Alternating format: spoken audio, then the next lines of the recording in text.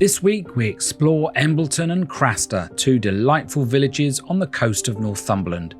Embleton is our base for 3 days, nestled a mere mile from the breathtaking coast with an incredible secluded sandy beach and the romantic ruins of an ancient castle as its backdrop. With just one shop, a couple of welcoming pubs and a historic Norman church, Embleton offers tranquility and is perfect for exploring the surrounding area. Once a huge exporter of whinstone and cured herring, Craster is still lively today as visitors enjoy tasting kippers at the famous old smokehouse, enjoying the vibe of the harbour and walking the coastal path to Dunstanburgh Castle. Join us as we immerse ourselves in the beauty of this peaceful slice of Northumberland.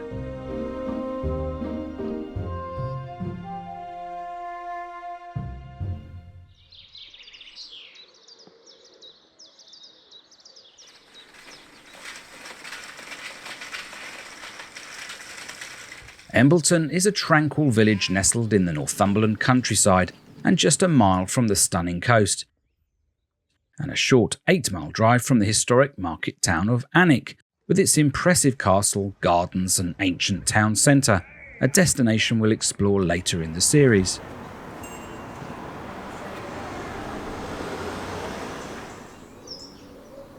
Our home base, Rose Cottages, consists of 3 cosy barn conversions set in a charming courtyard beside the beautiful gardens of the Dunstanburgh Castle Hotel.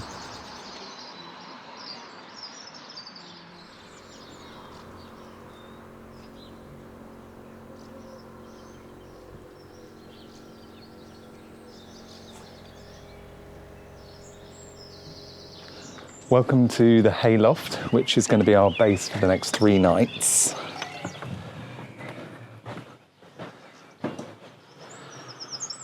It's got everything we need, a nice large living room with dining table and a real log burner, telly and little kitchen area over here. We're self-catering for these first 3 days. And yeah, the kitchen's got everything we need, all our utensils, oven, microwave, hob. So we shall have some nice dinners here. Upstairs is the bedroom. Just one big double bed up there, and down here is the shower and bathroom.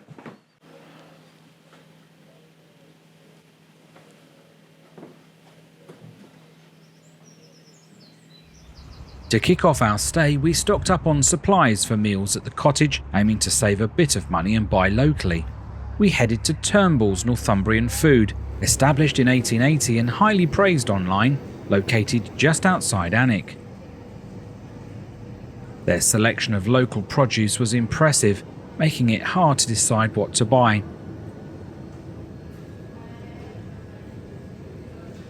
We chose simple meals to cook quickly after busy days of exploring, and highly recommend a visit for something a bit different to your average supermarket.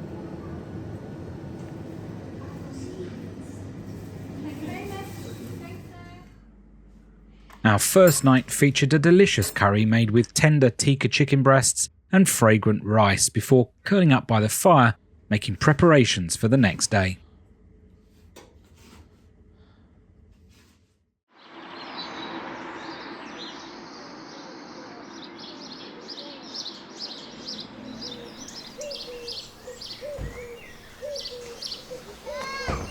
Embleton is a tiny picturesque village, perhaps more renowned for its stunning Embleton Bay, a vast sandy beach seemingly stretching endlessly into the distance.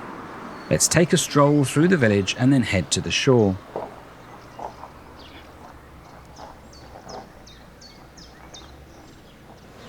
Just across from our cottage is the Dunstanburgh Castle Hotel, offering accommodation, dining and drinks, a valuable option in a village with limited eateries.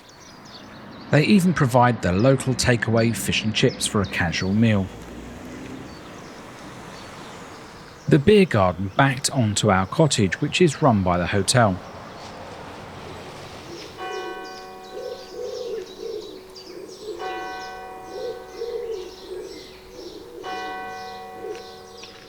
The history of the village stretches back to prehistoric times, with evidence of Bronze Age burial mounds hinting at early human activity in the area. The Romans likely had a presence as well, due to its strategic location on the coastal route. However, the Norman conquest of 1066 marked a turning point, as Embleton fell under their control. The 12th century Holy Trinity Church is a magnificent example of Norman architecture. Historical documents detail regular wars and raids across the Scottish borders, and the War of the Roses had a devastating effect on the community here.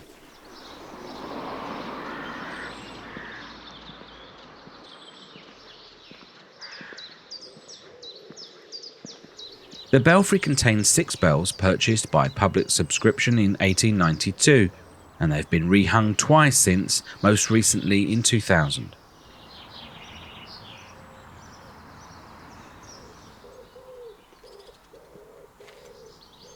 Beside the church is Embleton Tower, a 14th century tower that could have been the Vicar's Peel Tower, built to protect the local minister and churchgoers from Scottish raids. There are differences of opinion as to whether it is a peel at all, or just withdrawing rooms at the vicar's residence fortified later. Originally a 3-storey tower with vaulted rooms, it was later modified by John Dobson. Today it's a private residence. The church has been modified over the centuries, and the south porch dates from the late 15th century. The niche above the arch had been empty since the Reformation, but in 1999 Chris Hall added a sculpture depicting the Holy Trinity.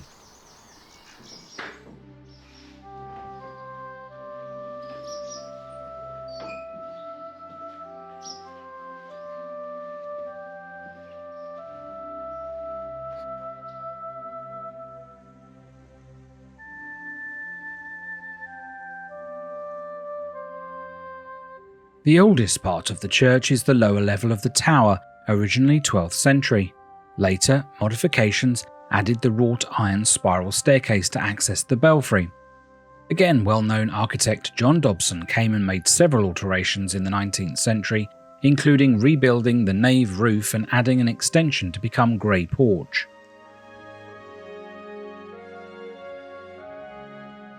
There are memorials to members of the Grey family, linked to Earl Grey as in Earl Grey tea. The family seat is just a few miles away at Howick House.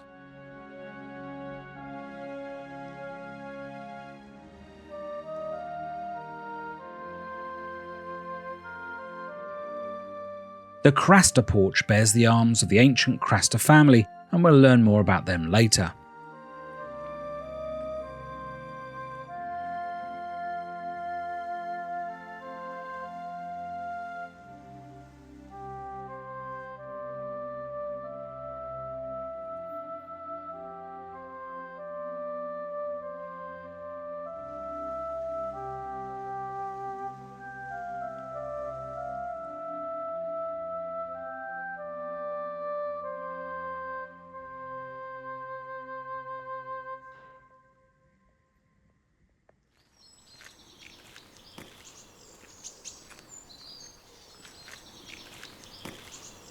On the village green is a small disused water fountain, the location of the water source for all the village in medieval times. The sweet Honesty Box plant sale helps pay for the local newsletter.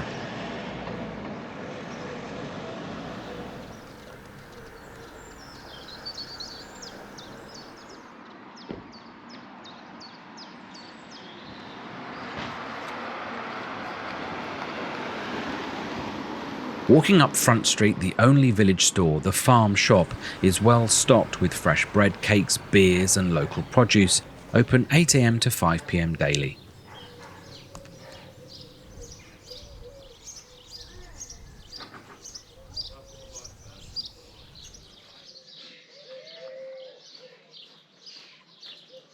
There are 3 pubs in the village, all serving food. We have already seen Dunstanburgh Castle Hotel, and in the distance is Gray's Inn, the busiest of the pubs of an evening, although we filmed this when it was slightly quieter. Out of sight further down the hill is the Bluebell, quieter but our favourite. We had some good chats with locals in here. On Sea Lane are some electric car chargers if needed. Let's follow this lane towards the bay and coast. It's just under a mile's walk to one of the area's most beautiful beaches, where you'll find stunning views of the dramatic ruins of Dunstanburgh Castle in the distance. Let's just hope we make it before the rain comes.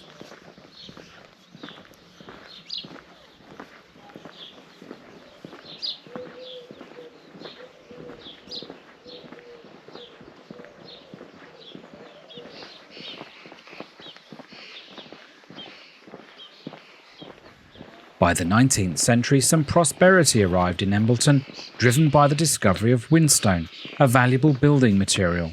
The quarry produced whinstone seats and blocks for use in pavements and buildings. The industry fueled growth and development, declining again when the quarry closed in 1961. A small nature reserve opened on the quarry site in the 80s, run by the local community. We didn't visit, picking this walk instead, but it does offer another place to explore the village amongst wildflowers and nature trails.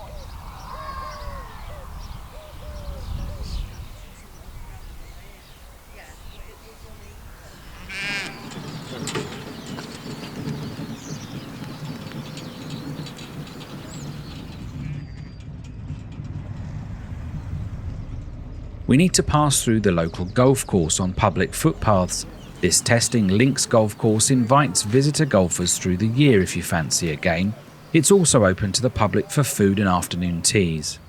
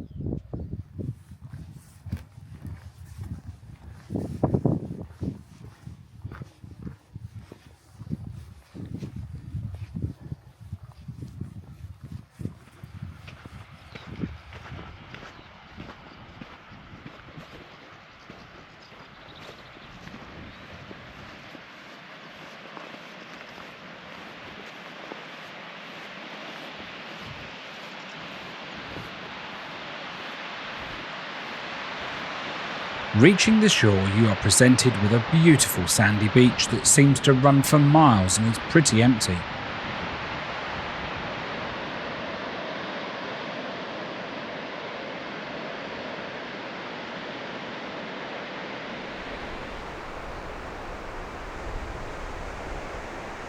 The bay lies just south of Newton by the Sea and north of Craster, with Embleton in the middle.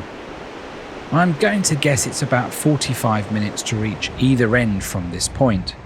We'll visit both locations briefly by the end of this video, with Craster allowing us to get a closer look at the castle, although we won't be making a proper visit.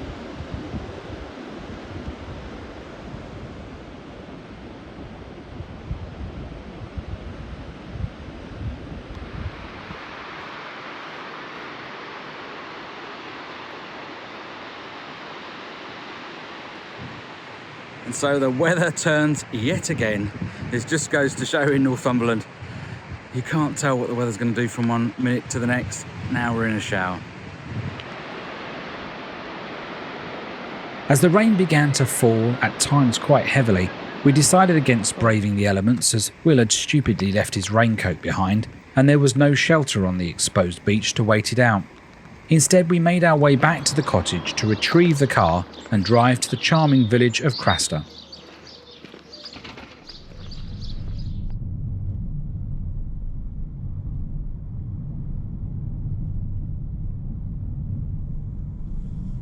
Craster is just an 8-minute 3-mile drive from Embleton. It's quite small, popular and with limited parking. There is a car park just outside the village, and it was only when editing this video I noticed we should have parked here. We drove right through the centre of the village and took a space in a residential area, so make sure you park in the visitor car park. Sorry, Craster.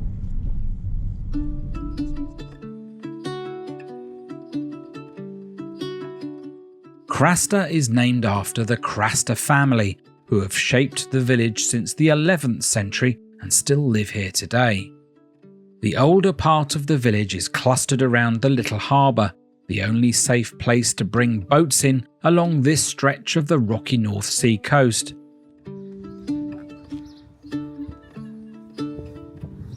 In the mid-17th century, the family put Craster on the map by quarrying the stone at an industrial level, exporting whinstone via the harbour far and wide, and even paving the streets of London. In fact, the visitor car park is the old Craster whinstone quarry. You'll see many of the houses in the village built from this distinctive black stone.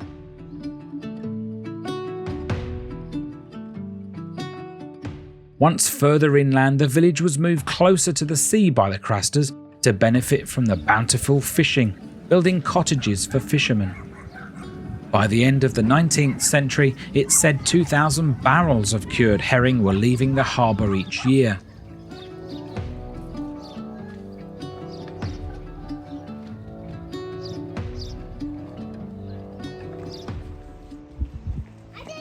They even built a smokehouse in 1856, another income stream that helped preserve the herring, allowing it to travel further and using a unique way of preparing and smoking them, making kippers. And as you can see, the smokery is still running today, and a Craster kipper is said to be one of the best in the country. So I wish you could smell the smoke coming from the smokehouse. I remember seeing this a couple of weeks ago on Countryfile actually, and they were showing the smokehouse here. They cold smoke the herring.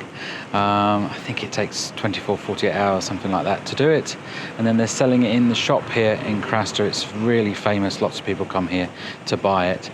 But I'm not really keen on that sort of smoked fish, so we won't be buying any today. But yeah, really sweet to come and visit and smell the smoke. And it smells enticing, but it just doesn't feel like we want to try any.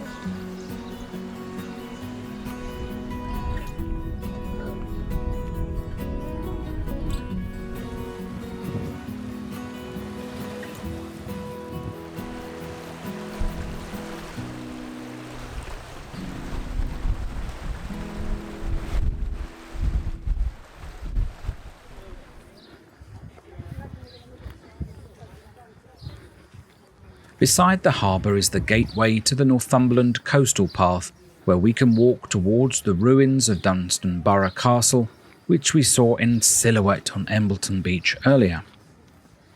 We won't be walking all the way to the castle today, as we have many others to see in our series. I think we've already mentioned that there are over 70 in the county. You can walk this path all the way back to Embleton Beach in about 45 minutes, and even carry on to Lower Newton by the Sea, where we'll head shortly by car. But if you're looking for a hike along the coast in some stunning scenery, ending in a refreshing drink in a pub, this certainly fits the bill.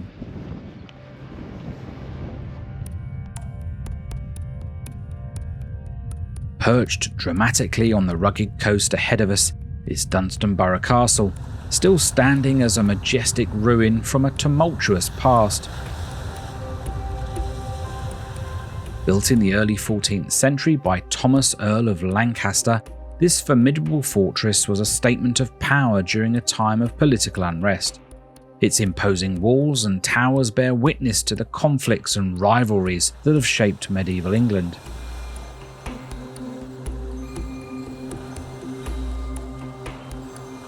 Over the centuries, Dunstanburgh has witnessed rebellion, war and decay.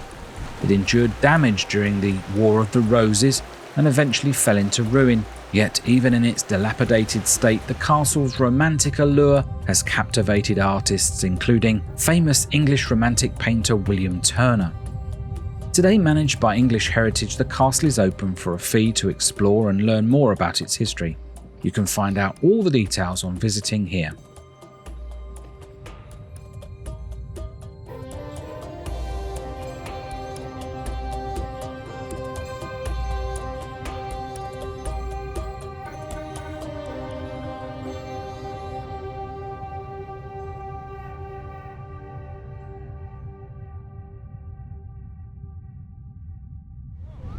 Heading back to the village, we thought we'd have a drink at the Jolly Fisherman by the smokehouse. We would stop for a drink in the pub, but it's absolutely packed. There's no seating around the back or anything, but that's because it is a bank holiday weekend, I suppose. So instead we drove to the other end of the coastal path at Lower Newton by the Sea. Since the 18th century, the village has developed into two distinct settlements, High Newton by the Sea and Low Newton by the Sea, which is where we're walking down to now.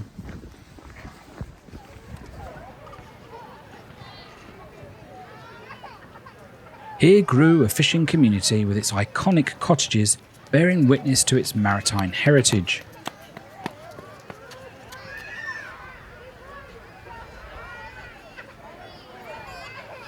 It also attracts visitors to come and explore its picturesque landscape, walk the sandy beaches and take the Northumberland coastal path to Craster. One of its historic landmarks is the 18th century Ship Inn. This is where we'll get a drink and rest our legs for the rest of today.